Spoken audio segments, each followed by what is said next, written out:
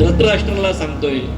आणि हे सगळं होत असताना शेवटी अर्जुन जो बलाढ्य आहे, जो शूरवीर आहे आणि ज्याच्या एकट्यामध्ये एवढी शक्ती आहे की तो संपूर्ण या ठिकाणी युद्ध जिंकू शकतो, असा अर्जुन कृष्णाला म्हणतोय अभिमानाने आणि छाती फुगवून की दोघं सैन्यांच्या बरोबर मध्यभागी माझा रथ नेऊन ठेव. सेनयोर उभयो मध्ये रथम स्थापय्य मुच्यते, असं तो भगवान श्रीकृष्णाला सांगतो. श्रीकृष्ण तो जगन्नाथ अर्जुनाचा ऐकतो आणि दोघं सैन्यांच्या मध्यभागी रथ नेऊन ठेवतो आणि अर्जुनाला सांगतो, बघ मी तुझा हा जो रथ दोघं सैन्यांच्या मध्ये आणून ठेवलेला आहे.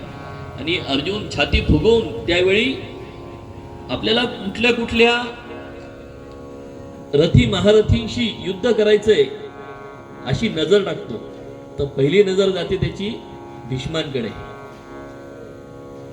आठवतं त्याला, अरे हे तर आपले पंजोबा आहेत, यांच्या अंगा खांद्यावर आपण खेळलेलो आहोत, यांच्याशी आपल्याला युद्ध करायचं.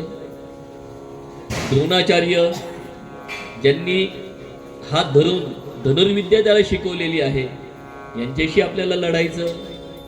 कृपाचार्य जे त्यांचे गुरुच होते, कुलगुरू, यांच्याशी आपल्याला लढायचं.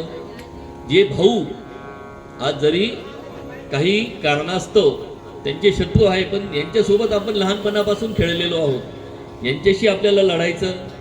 असं म्हणून त्याच्या मनामध्ये द्विधा मनस्थिती निर्माण होते. अरे आपण करतो काय, आपल्याच बांधवांना आपल्याला मारायचंय. मग त्याच्या शरीराचा थरथर काप होतो आणि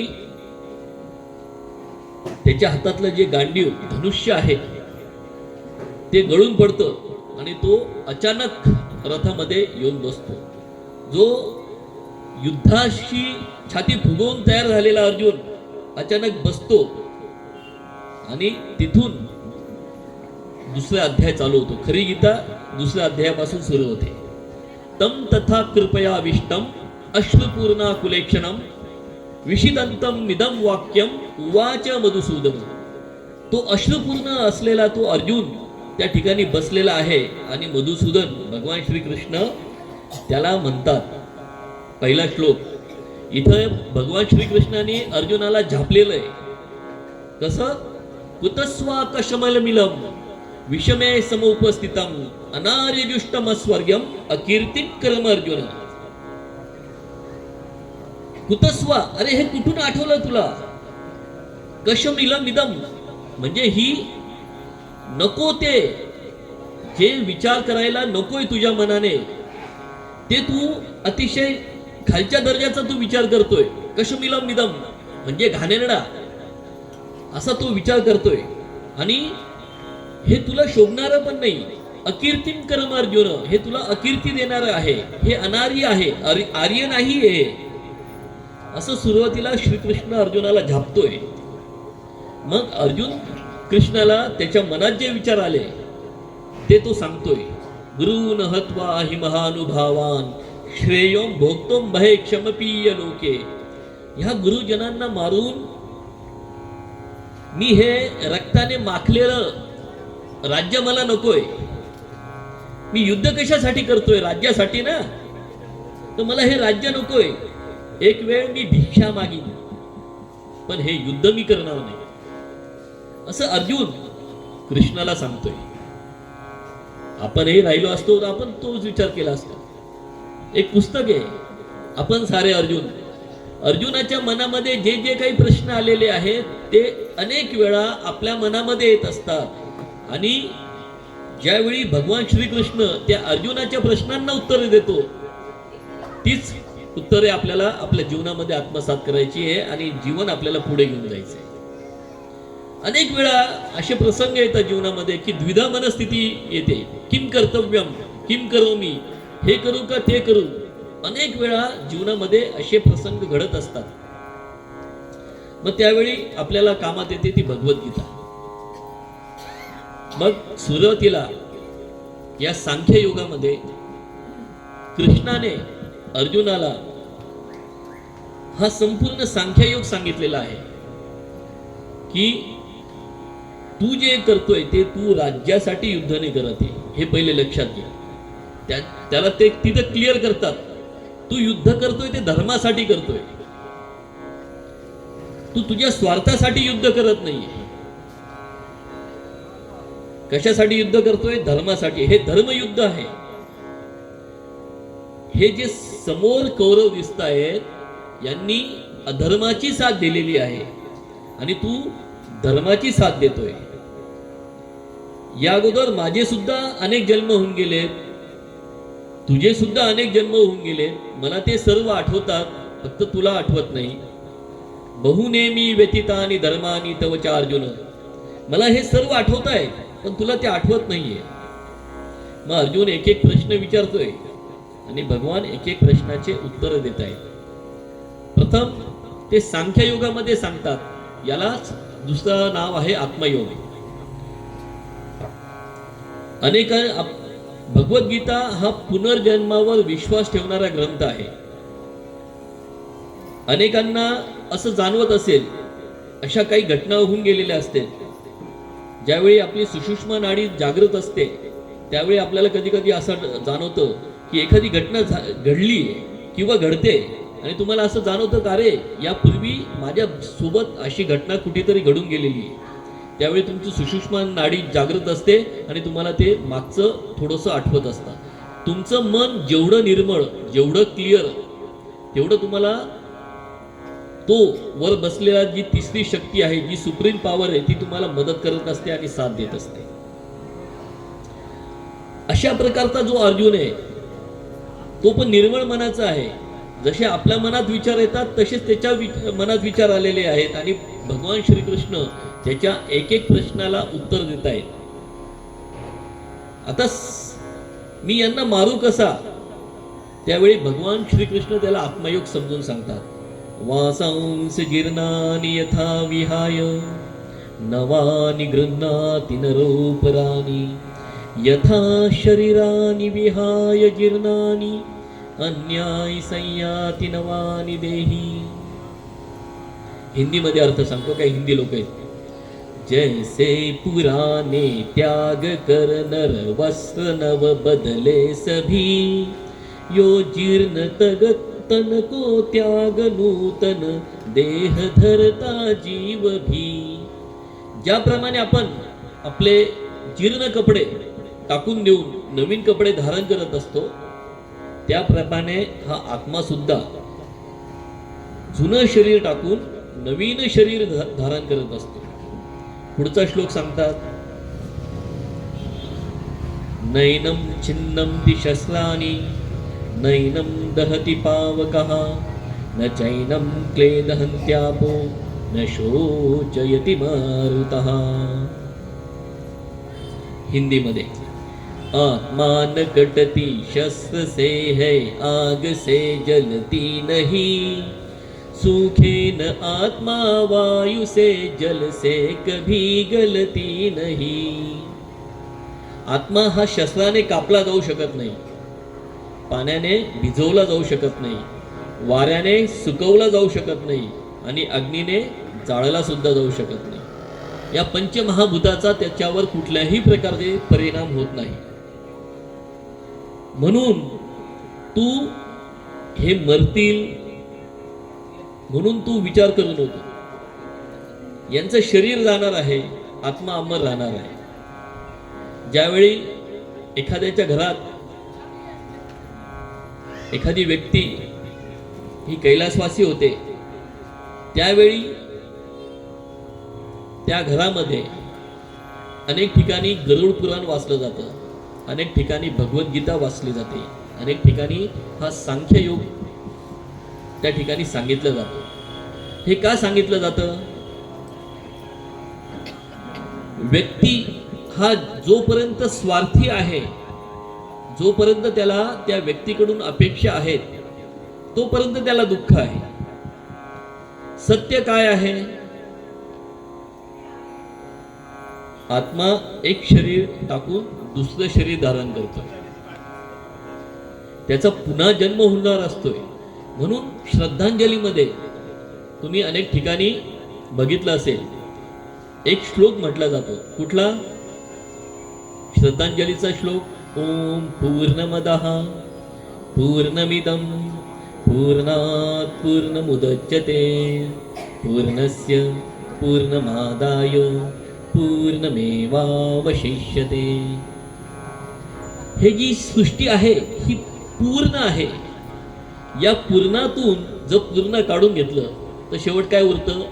पूर्ण शिल्लक राहतं. काय आहे पूर्ण? पूर्ण तुम्ही काय बोलले काही समजलं नाही. एक एक्झाम्पल देतो. अगरबत्ती इथे लावलेली ही पंचमहाभूतापासून बनलेली आहे, बरोबर? त्याला आपण अग्नी लावलाय. होतं काय? धुरामुळे त्याची राख खाली पडते, ती संपूर्ण अगरबत्ती जळून जाते. ही अगरबत्ती जळते, पण कुठेतरी ह्याच पंचमहाभूतातून दुसरी अगरबत्ती तयार होते. हा जो आत्म्याचा जो प्रवास आहे तो असाच आहे. हे शरीर टाकतोय पंचमहाभूतांनी तयार झालेलं. पंचमहाभूत म्हणजे कुठले? आप, वायू, तेज, आकाश आणि जमीन, बरोबर? हे आपलं शरीर त्या पंचमहाभूतापासून तयार झालेलं आहे. याच्यातून प्राण निघून गेला, काय होतं? शरीर आपला श्वासोश्वास थांबतो. आपले कुटुंबीय एक दिवस ठेवतील जास्तीत जास्त घरात, नंतर म्हणतील चला काढा आता, यांचा वास यायला लागलाय.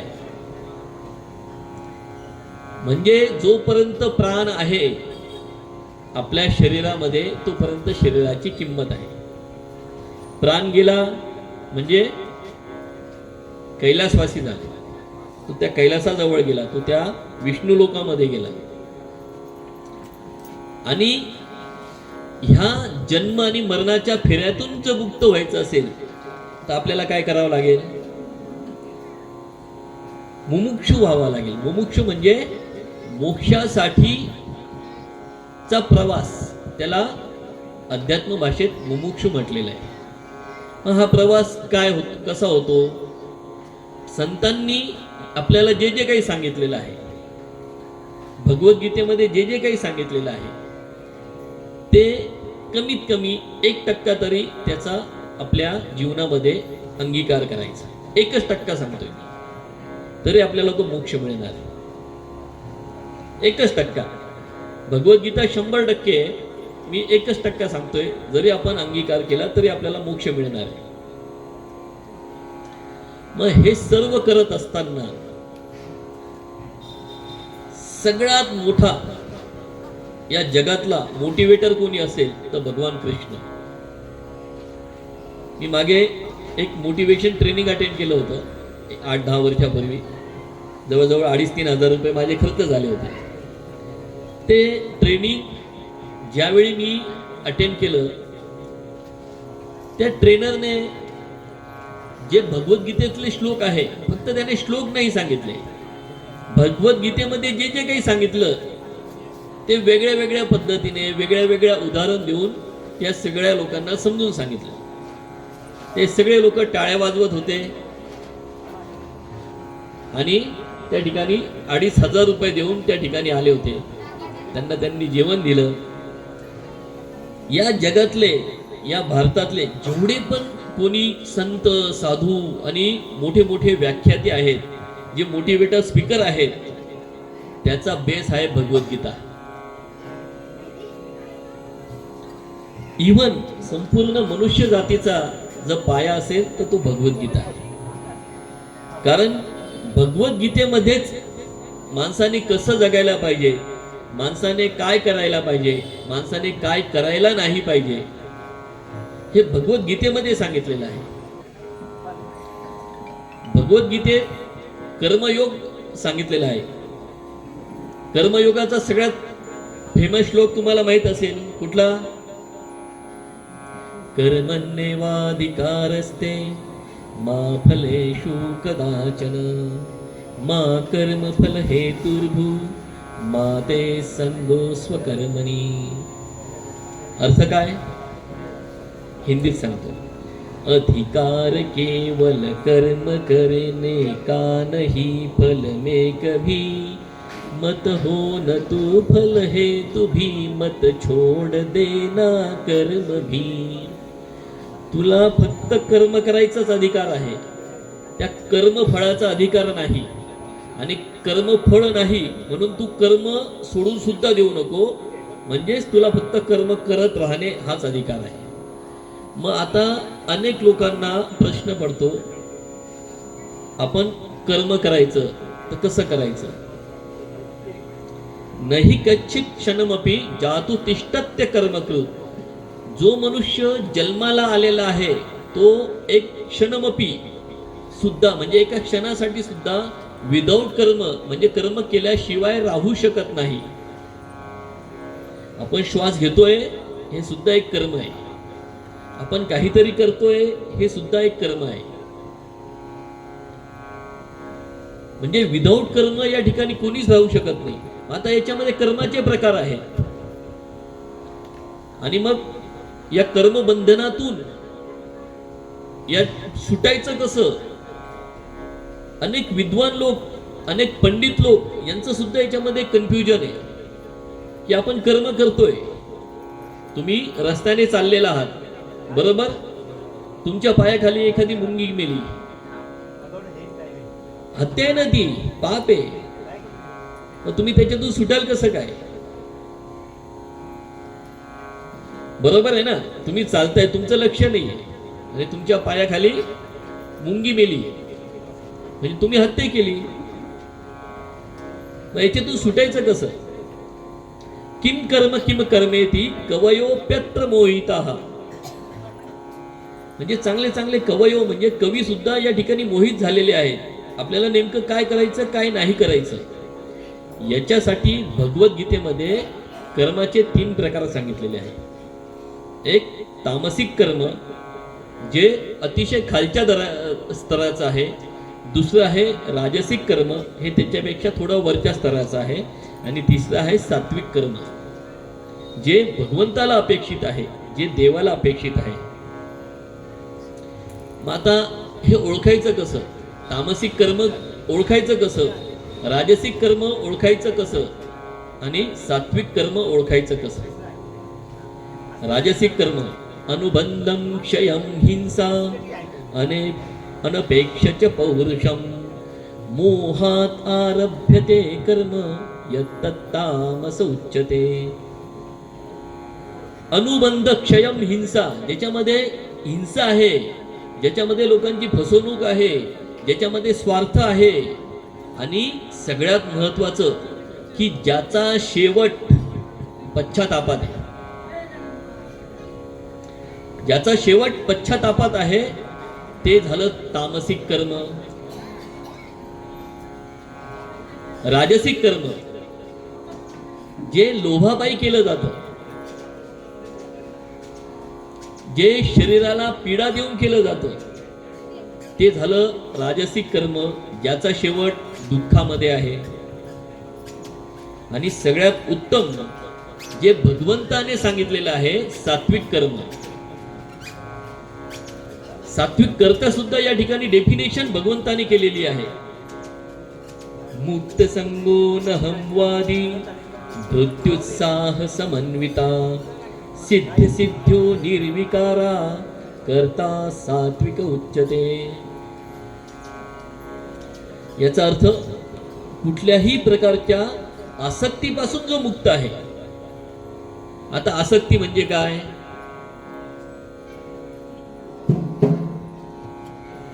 आपले जे पंचेंद्रिय आहे, आपले जे ज्ञानेंद्रिय आहे, पंचेंद्रिय म्हणजे डोळे, कान, नाक, जीभ आणि त्वचा, हे झाले 5 इंद्रिय. ह्या 5 इंद्रियांचे ठराविक विषय आहेत, बरोबर. त्या विषयाकडे ते जात असतात. डोळ्यांना चांगलं चांगलं बघावं असं वाटतं, नाकाला चांगला स्मेल घ्यावासा वाटतो, जिभेला चांगल्या चांगल्या गोष्टी खाव्याशा वाटतात, त्वचेला मऊ स्पर्श हवासा वाटतो. अशा ह्या पंचेंद्रियांचे जे विषय आहेत ते झाले आसक्त. आपल्या भगवद्गीतेमध्येच आपल्या शरीराला एका रथाची उपमा दिलेली आहे. हे जे पंचेंद्रिय आहे ना, हे त्या रथाचे घोडे. 5 कान, नाक, त्वचा, डोळे, हे त्या रथाचे घोडे 5 घोडे. आणि त्याचा जो लगाम आहे तो काय आहे? मन. आणि तो लगाम कोणाच्या हातात आहे? बुद्धीच्या हातात. जो सारथी बसलेला आहे ना त्या रथाचा, ती बुद्धी आहे. आणि त्या संपूर्ण रथाचा मालक मागे जो बसलेला आहे तो आहे आत्मा.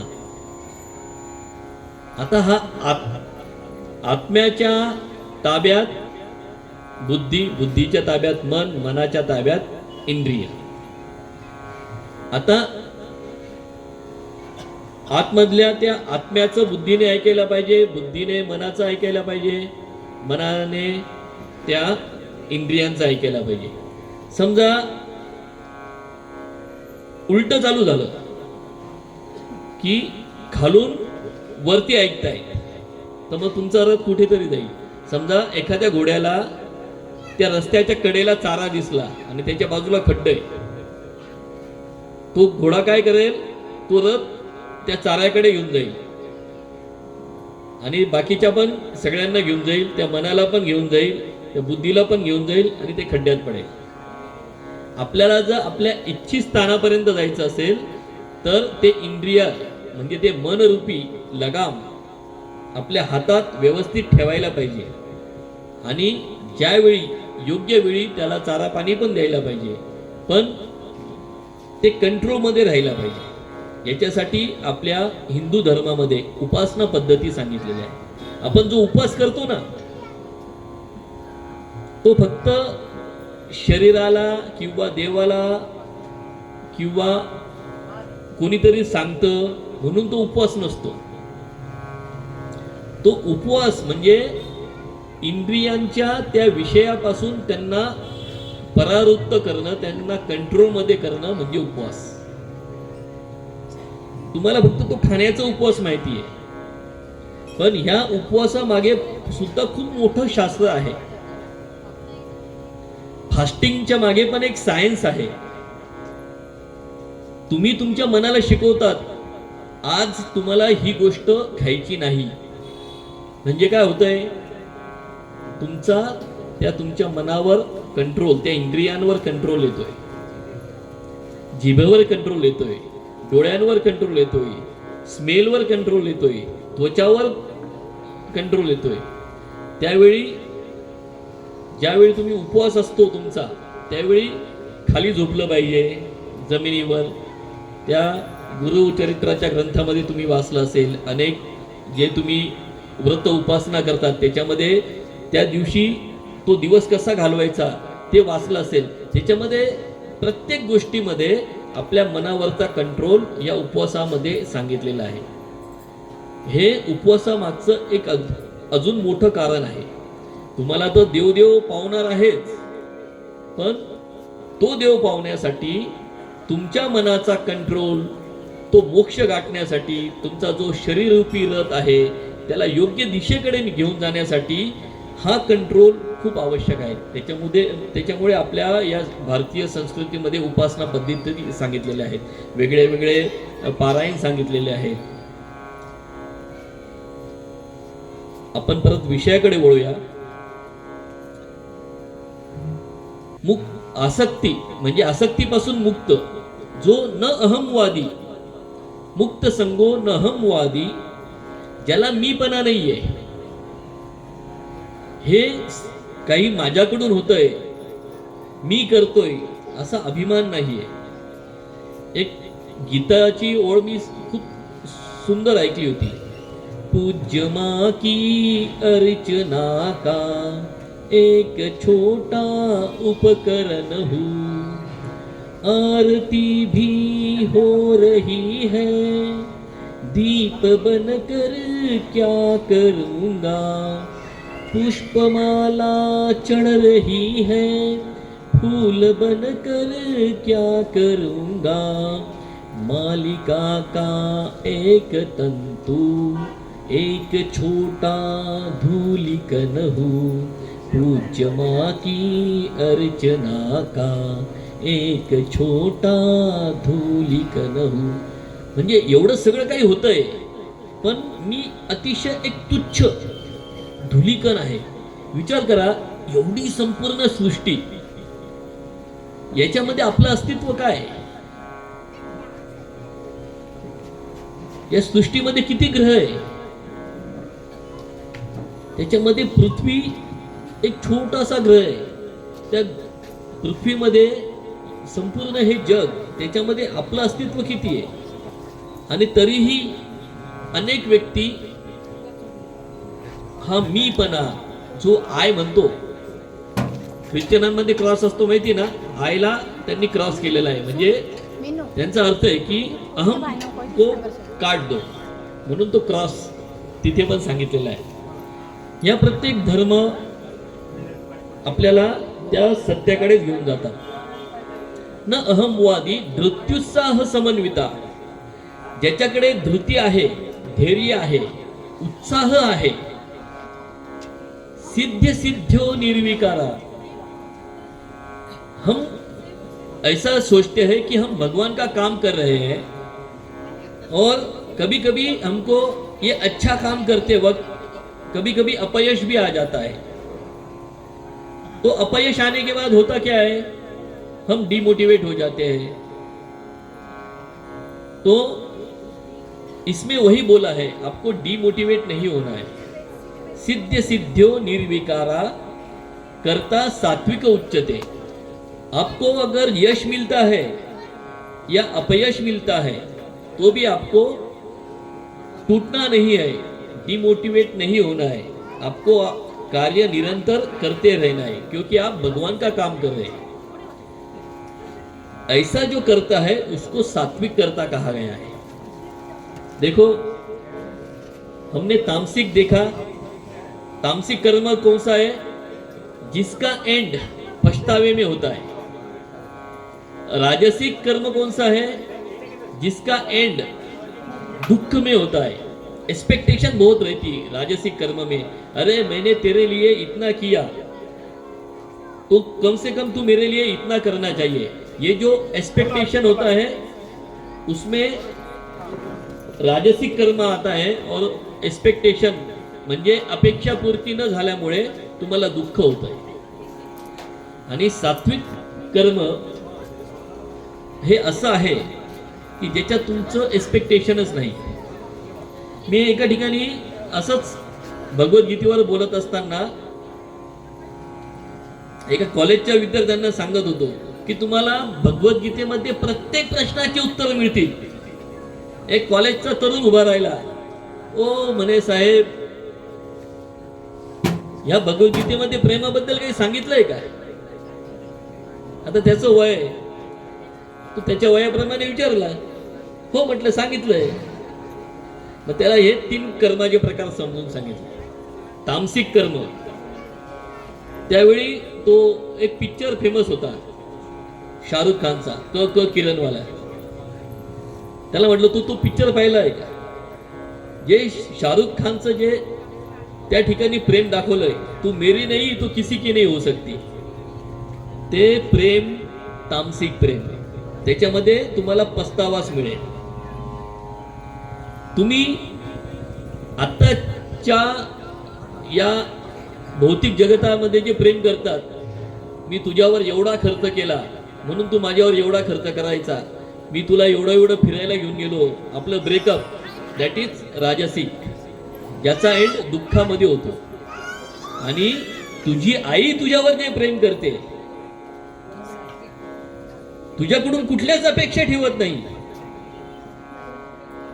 तुला तिने लहानाचं मोठं केलंय, पण फक्त प्रेमच केलंय, तुला फक्त दिलेलं आहे. तुझ्याकडून एक्सपेक्टेशन कुठलंच ठेवले नाही. आणि प्रेमामध्ये असंच असतं, तुम्ही ज्या व्यक्तीवर प्रेम करतात त्याने तुमच्यावर प्रेम करायलाच पाहिजे हे बंधन नसतं. तुम्ही फक्त ते प्रेम करा. आणि प्रेम करणारा व्यक्ती हा आनंदात कसा राहील, तो सुखात कसा राहील, एवढंच त्या प्रेमामध्ये अपेक्षित असतं. प्रेमामध्ये परतफेड नसते. प्रेम फक्त प्रेम असतं. दॅट इज कॉल्ड सात्विक प्रेम. त्याला म्हटलं समजलं तुला, अजून काही शंका आहे? नाही म्हणे साहेब समजलं. म्हटलं मग बस काय. तुम्हाला भगवद्गीतेमध्ये प्रत्येक प्रश्नाची उत्तरं मिळतील. प्रत्येक डिसिजन मध्ये तुम्हाला भगवद्गीता सपोर्ट करणार आहे. भगवद्गीतेचे 18 अध्याय ज्यावेळी तुम्ही वाचतात त्यावेळी तुमच्या लक्षात येतंय, अरे कृष्ण त्या अर्जुनाच्या मनात जे जे काही प्रश्न आहेत तेच प्रश्न कधीतरी आपल्या मनात पण आलेले आहेत आणि भगवान श्रीकृष्ण त्या प्रश्नांची उत्तरं देतो आहेत. तुम्ही कुठल्याही पद्धतीने भगवद्गीता घेऊन जा, कुठल्याही मार्गामध्ये घेऊन जा, कुठल्याही साच्यामध्ये तिला बसवा, ती बसते आणि तुमच्या प्रत्येक प्रश्नाची उत्तरं ती भगवद्गीता देत असते. आपले जगन्नाथ भगवान हे 15 दिवसासाठी आजारी पण पडतात, माहिती तुम्हाला? कथा इथं ऐकली तुम्ही? नाही ऐकली. आजारी का पडतात ते?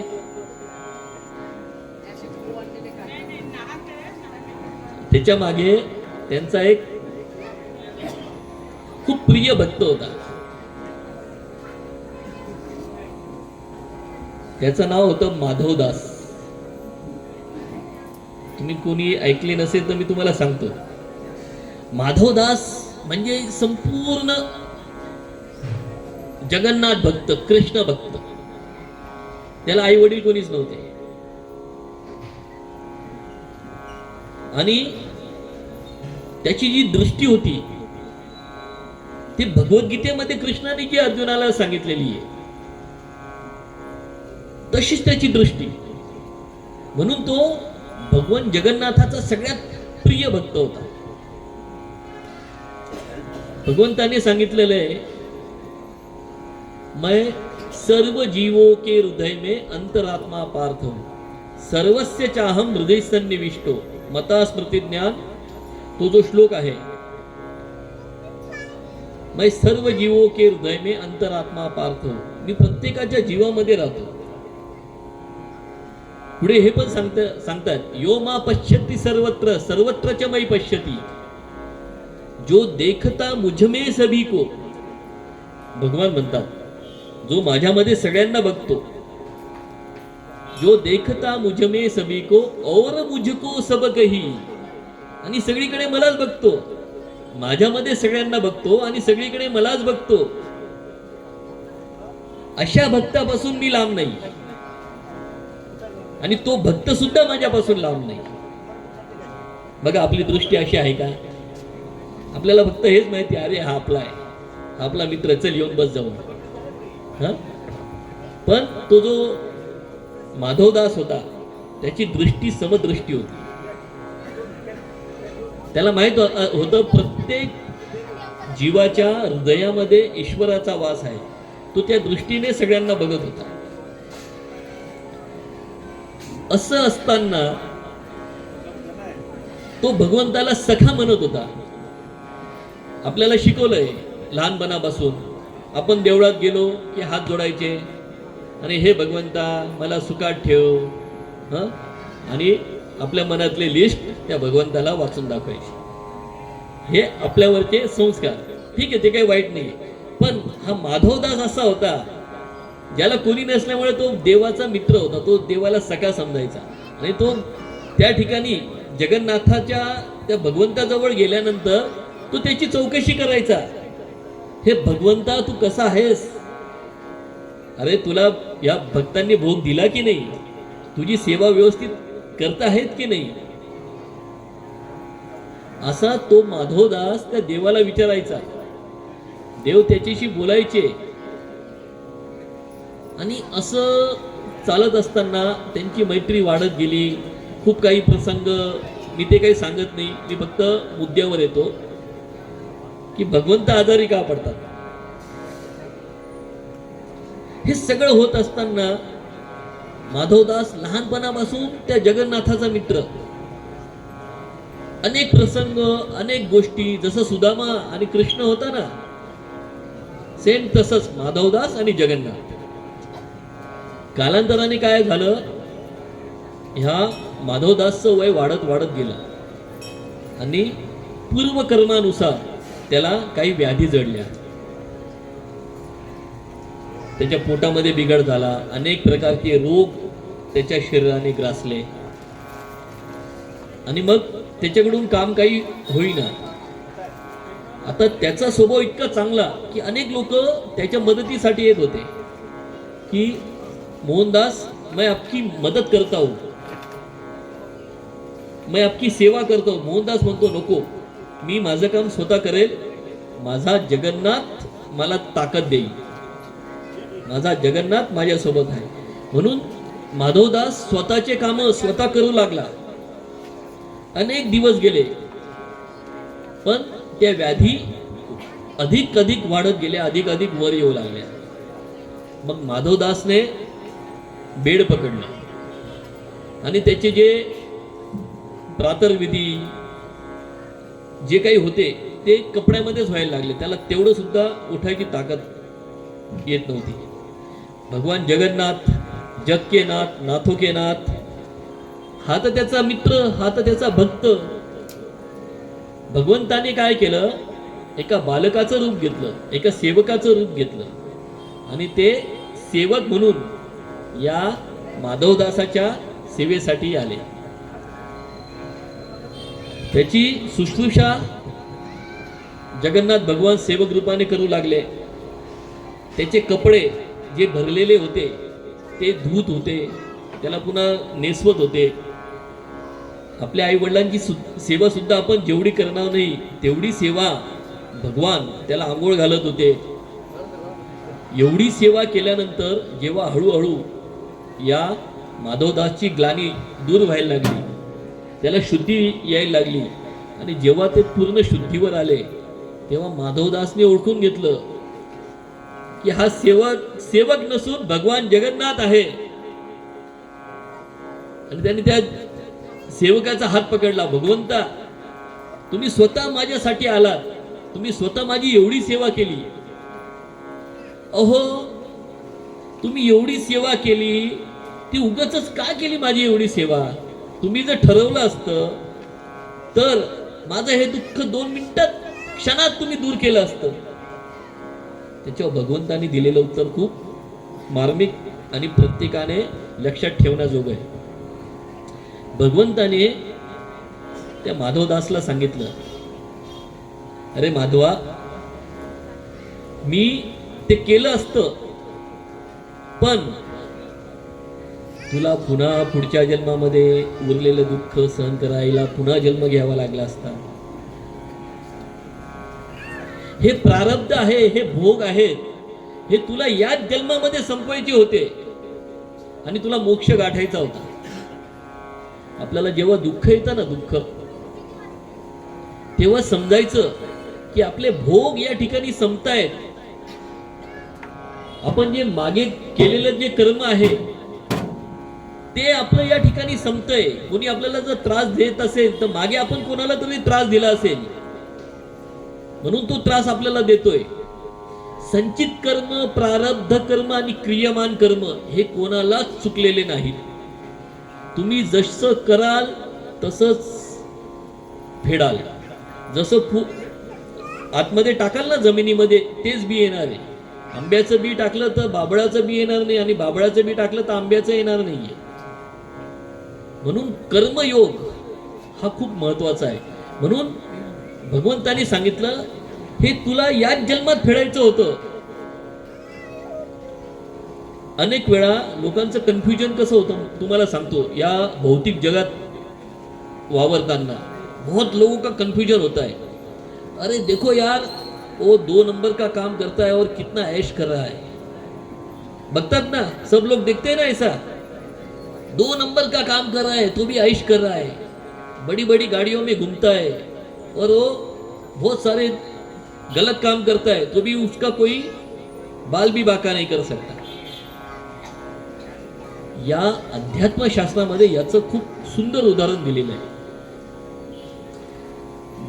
धान का कोठार आपने देखा होगा, धान का कोठार, उसमें ऊपर से अनाज डालते और नीचे से निकालते. तो एक दिन एक सेवक, एक जिसके पास खेती है और जिसके पास धान का कोठार है, उसके पास गया। पहले खेती में गया, वो खेती में बहुत बढ़िया अनाज उसको दिखा, अरे बहुत बढ़िया अनाज है। और वो खेती वाला उसके घर पे लेके गया खाना खाने के लिए। और जब वो धान के कोठर से उसने जो धान निकला, वो बहुत ही फेंक देने लायक था, बहुत ही निकृष्ट दर्जा का था।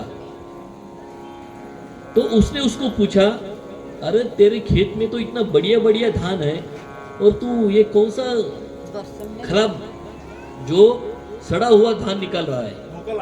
तो उसने बोला, मैंने लास्ट ईयर जो मेरे खेत में आया था वो मैंने ऊपर से डाला है, वो अभी नीचे है, अभी मैं जो डालूंगा वो ऊपर रहेगा। जब वो मेरा सड़ा हुआ धान खत्म नहीं होता तब तक मुझे अच्छा हुआ धान नहीं मिलेगा। वैसा उसके अपोजिट जो लोग 2 नंबर का काम कर रहे हैं, जो ऐश कर रहे हैं, उसका वो जो अच्छा अच्छा धान है ना, वो खत्म कर रहे हैं। जो उन्होंने पुण्य कर्म पहले किया हुआ है वो खत्म कर रहे हैं। अगर भगवान जगन्नाथ ने उनको उतना बुद्धि दिया तो उस अधिकार का, उस चेयर का वो सही तरह से इस्तेमाल करेंगे तो कंटिन्यूशन में वो अच्छा अच्छा धान, अच्छा अच्छा पुण्य ही कमाएंगे। अगर वो उसका गलत इस्तेमाल करते हैं तो कभी ना कभी वो अच्छा धान खत्म होने वाला है, बुरा धान आने वाला है। इसीलिए जो भी हमारे भारतीय कल्चर में, संस्कृति में बोला है, अच्छा कर्म करो अच्छा मिलेगा, गलत का गलत ही मिलेगा। फिर आप किसी को दोष मत दो। स्वामी विवेकानंद ने कहा है, आज आप जिस भी परिस्थिति में हो उसे दूसरा तीसरा कोई नहीं, आप खुद जिम्मेदार हो। फिर वो आपकी परिस्थिति अच्छी हो या गलत हो। फिर भगवान ने माधवदास को कहा, अरे ये तो आपको भोगना ही था, क्योंकि आपका ये प्रारब्ध संचित और क्रियमान कर्म ये आपको यही खत्म करना था, इसलिए मैंने आपकी सेवा की। अगर मैं उसी वक्त आपका ये दुख, आपका ये पीड़ा दूर करता तो आपको वापस जन्म लेना पड़ता, ये पीड़ा आगे के जन्म में ट्रांसफर हो जाती। लेकिन तू चाहता है ना मैं तेरे लिए कुछ करूं, अभी भी तेरे 15 दिन ये रोग, पीड़ा और बीमारी के बाकी है, ये मैं लेता हूं तेरे लिए, तेरी इच्छा है ना मैं लेता हूं। वो उसके सर पे हाथ रखता है, भगवान खुद बीमार हो जाते हैं और माधवदास को अच्छा कर देते हैं। तब से ये परंपरा आज तक चली आई है। भगवान 15 दिन के लिए जो बीमार होते हैं वो भक्तों के लिए होते हैं। अगर आप भगवान की सेवा करते हो, भगवान के मार्ग पे चलते हो, भगवान ने जो दृष्टि दी है, जो देखता मुझ में सभी को और मुझको सब कही, मैं दूर उस नर से नहीं, वह दूर मुझसे है नहीं। जैसा मेरे में भगवान बैठा है वैसा आप में बैठा है, आप में बैठा है, आप में बैठा है, सब में भगवान बैठा है। इसलिए यहां आपको जो महाप्रसाद मिलता है ना, ये लोग सेवा करते, सब लोग कलिंग समाज के सभी कार्यकर्ता आपकी सेवा करते हैं। वो आप में भगवान देखते हैं, आप में जगन्नाथ देखते हैं, इसलिए वो महाप्रसाद होता है। और जो शुरू से ये सुन रहे हैं उनको तो अच्छा मिलेगा ही, और आपका भी कुछ फर्ज बनता है कि ये कलिंग समाज जो जगन्नाथ का इतने वर्षों से, जब से वो मंदिर बनाया है तब से किसी के पास कोई डिमांड नहीं करते, और अपना भी फर्ज है कि ये जो जगन्नाथ का रथ है उसमें हमारा कुछ तो भी कंट्रीब्यूशन देना चाहिए। एक हॉकी की टीम रहती है, दोनों टीम की बहुत बढ़िया मैच हो जाती है, एक टीम जीत जाती है और सब टीम के मेंबर बहुत बड़ा जल्लोष करते हैं, लेकिन एक खिलाड़ी ऐसा होता है, वो ऐसा बैठा है, सब लोग जल्लोष करते हैं, वो बैठा रहता है। उसको पूछते हैं, अरे दादा तू क्यों बैठा है, तेरी टीम तो जीत गई। वो बोले मुझे आनंद है मेरी टीम जीत गई, लेकिन ये जो जीत है ना उसमें मेरा कंट्रीब्यूशन कुछ भी नहीं है। वो जो हॉकी की स्टिक है वो बॉल को मेरी कभी लगी ही नहीं, मेरा कंट्रीब्यूशन ही नहीं है। तो इतना बढ़िया जो कार्यक्रम है उसमें हमारा भी कुछ तो भी कंट्रीब्यूशन चाहिए।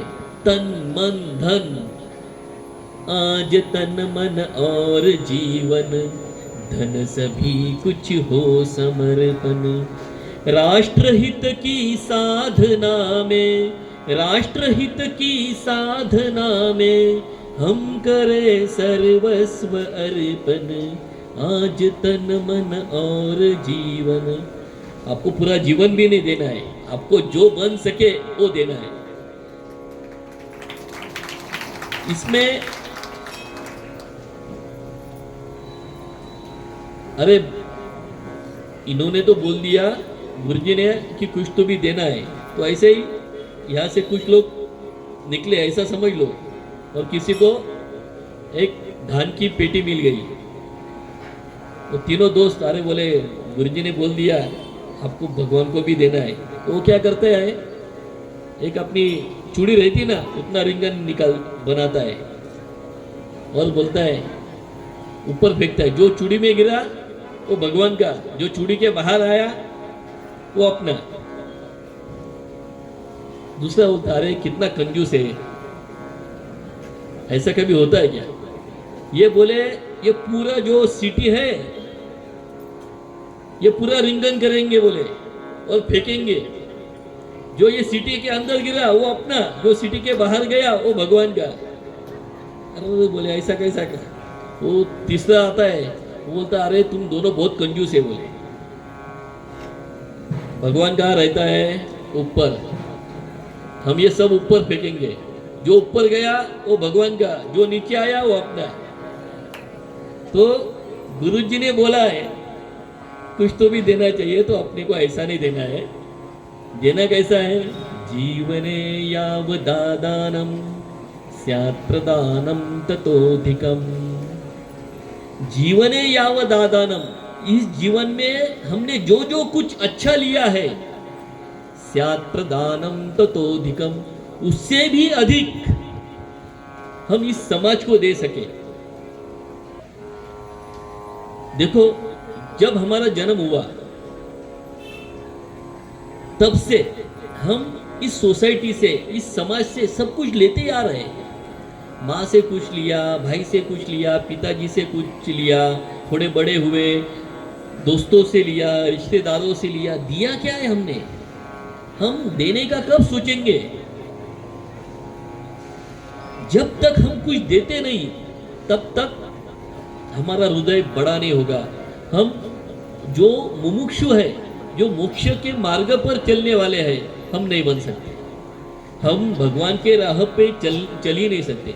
अरे देने के लिए बहुत है, आपके पास पैसा नहीं है ना, आप टाइम दो, आप आपके शारीरिक कष्ट दो, कुछ भी दो, आप जो दे सकते हैं वो दो।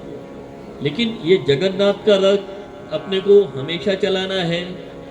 जगन्नाथ की भक्ति, जगन्नाथ भगवान ने जो मानव कल्याण के लिए जो कहा है वो समाज में हमको प्रसारित करना है, प्रचारित करना है। उसके लिए हमको क्या कंट्रीब्यूशन देते आएगा वो दो। भगवान के विचारों का प्रचार करो, जो जो देते आएगा वो दो। मराठी में एक ये है, देणाऱ्याने देत जावे, घेणाऱ्याने घेत जावे, घेणाऱ्याने घेता घेता देणाऱ्याचे हाथ घ्यावे। म्हणजे हाथ तोड़ के नहीं लेने का, वो जो दे रहा है वैसा हमको खुद बनना है।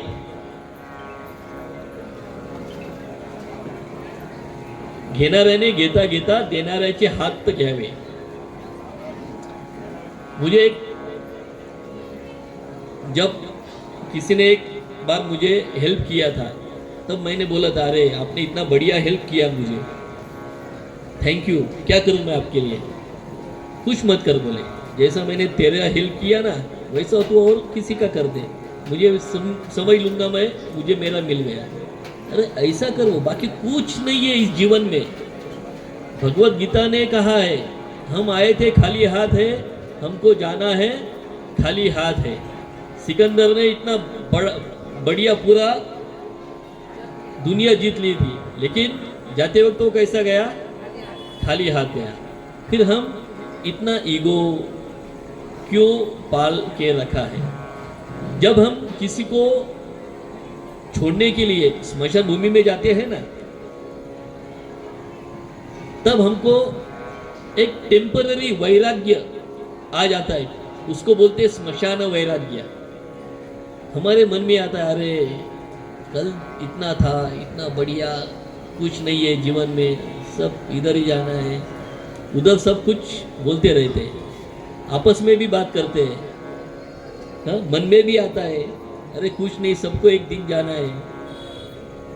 लेकिन जब घर आते हैं, नहाना धोना होता है, हाथ पाँव धो डालते हैं, नहा लेते हैं, भूल गए, वापस अपने अपने काम को लग जाते हैं.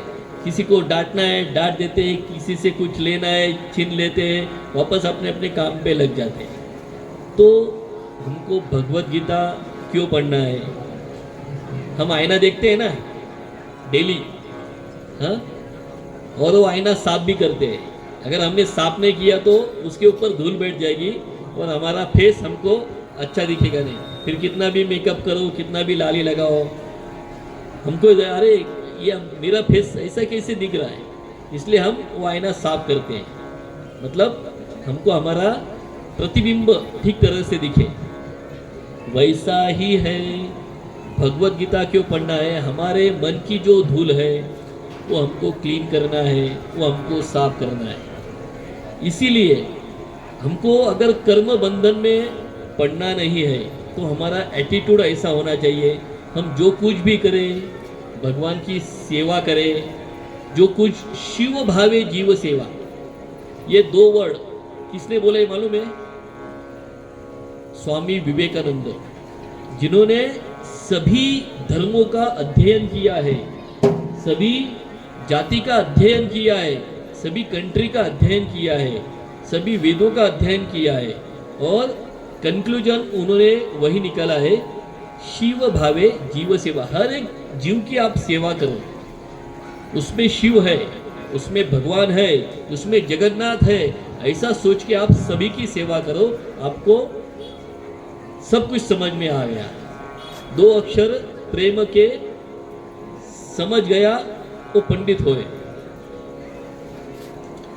हम अब अगर किसी पूजा करते हैं ना, पूजा, मैंने अभी एग्जांपल दिया था, अगर हम चलते हैं, कभी कभी गलती से हमारे इसके पाँव के नीचे चींटी आ जाती है, बराबर. तो अगर इस कर्म बंधन में हमको अटकना नहीं है तो हमारा एटीट्यूड, हमारी मानसिकता कैसी होनी चाहिए. संचार पदयो प्रदक्षिण विधि स्तोत्राणि सर्वां गिरो यत्तत् कर्म करोमि तद् अखिलं शंभो तवाराधनम्.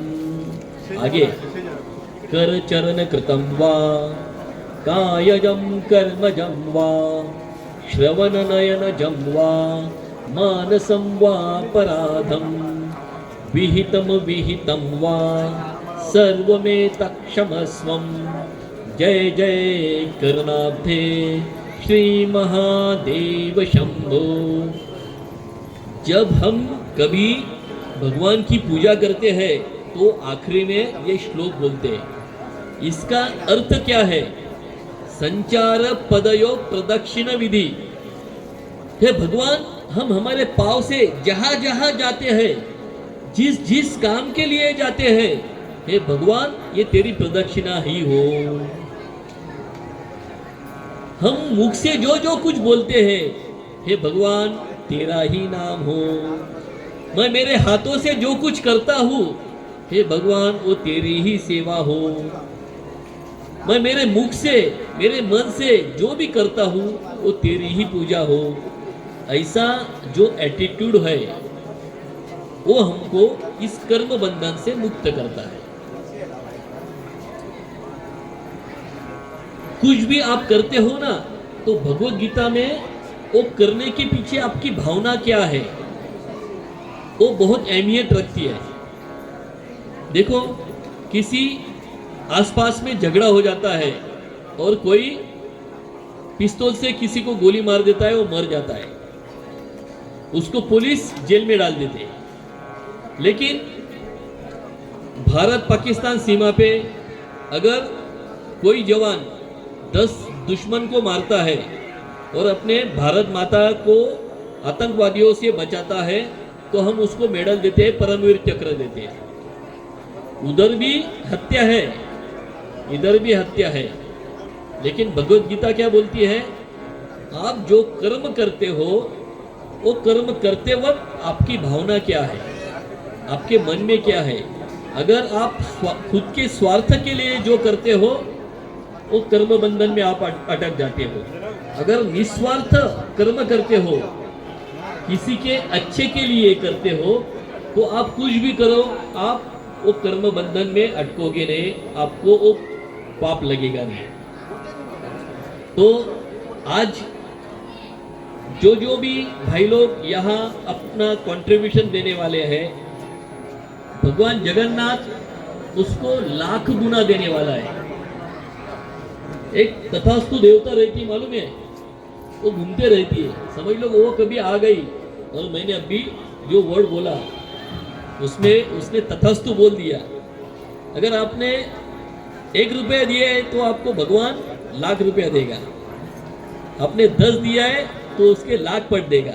तो ज़्यादा से ज़्यादा ये कलिंग समाज को आपको योगदान देना है, हेल्प करना है, और ये जगन्नाथ का रथ आपको आगे बढ़ाते जाना है। तो आप सब लोग यहाँ आ गए, आपने जगन्नाथ जी की सेवा किया है। मैं भगवान जगन्नाथ को प्रार्थना करता हूँ कि वो आपकी सबकी मनोकामना पूर्ण करे। आप जगन्नाथ भगवान आप पर कृपा आशीर्वाद बरसाते रहे और आपको अच्छा आरोग्य मिले। बोलो श्री जगन्नाथ भगवान की।